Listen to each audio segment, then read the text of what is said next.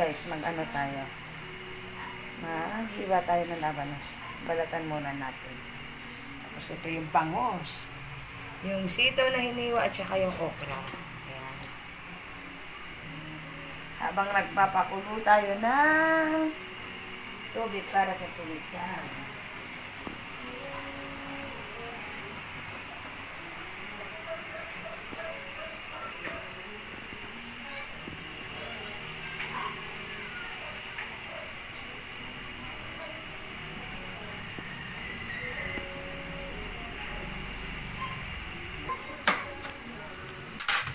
Maganda ito pang mga.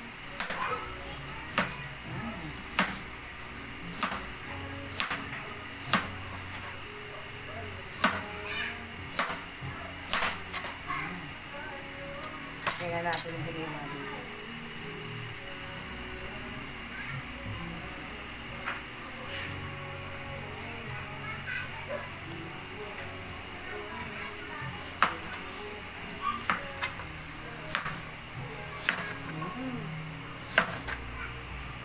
Luluto tayo guys ng sinigang na bangus. Siyempre, habang hinihiwa ko to, may tubig yung planggana natin. Pero lalagyan natin siya ng asin. Ayan, lagyan na natin ng asin habang nakababad. Lalo na yung mga sitaw. Kasi di natin alam kung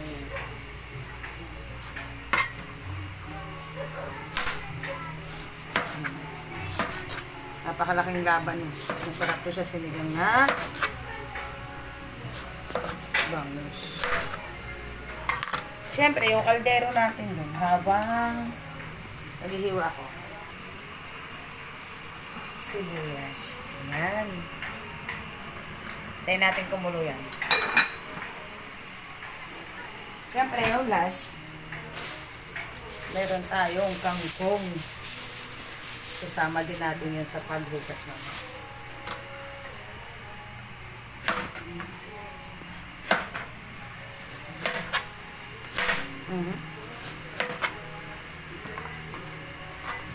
Lalaki ng labanos, sarap.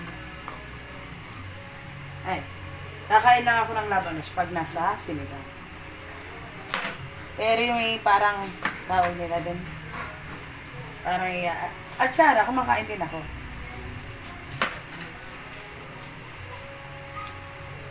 Pero yung parang ang tawag nun, parang insilada. Hindi naman ako makain ng bangus. Ay, ng ano, labanos. Pag-iinsilada.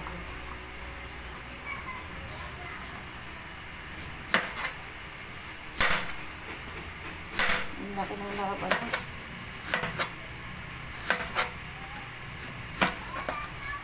Siyempre, mag-ingat pa rin sa paghihiwa. Ayan.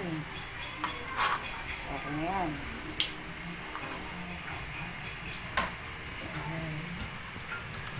Para pagka, parang fresh siya pag hinugasan mo siya na may asin. Diba? Ang okra niyan, hindi masyado maglalaway pag may asin. So,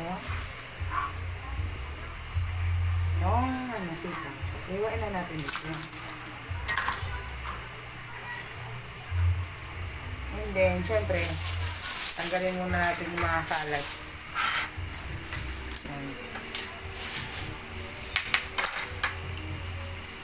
Para walang masyadong dumi. Ayan, siligang at saka magic sarap.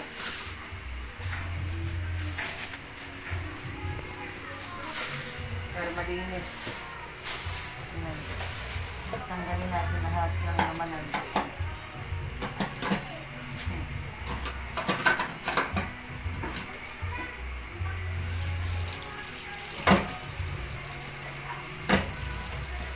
Yan ang ulam natin po.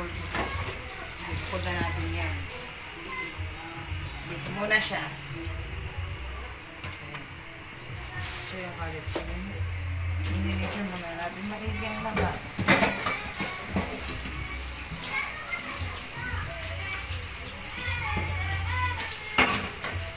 Siyempre, ito ng okra. Ay, tangkong pa. Not okra. Kangkong.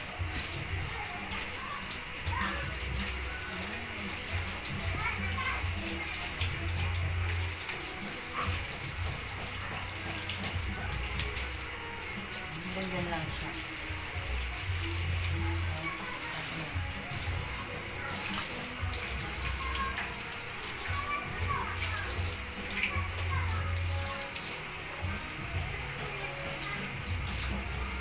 Ganda ng kangkong nila.